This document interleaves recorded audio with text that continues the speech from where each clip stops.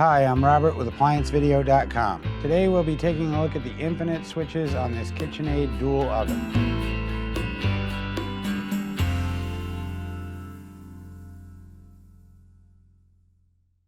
Stop. Before you begin any repair, unplug the appliance from the wall outlet. It is also recommended that you check for proper voltage.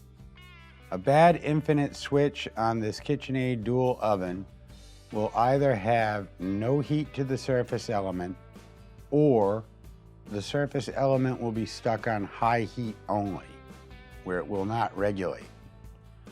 To begin this repair, we must gain access to the rear of the unit. Now with the range pulled out and turned around, we can begin the repair. We're going to start with... Click on the link below to view this repair video.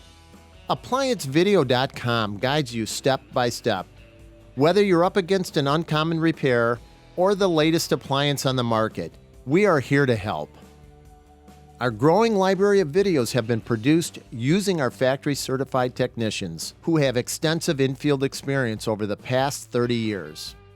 ApplianceVideo.com provides high-quality repair videos that anyone can follow, regardless of their skill level.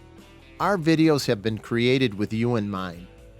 Click on the link below to view this repair video and let us help you do it right the first time.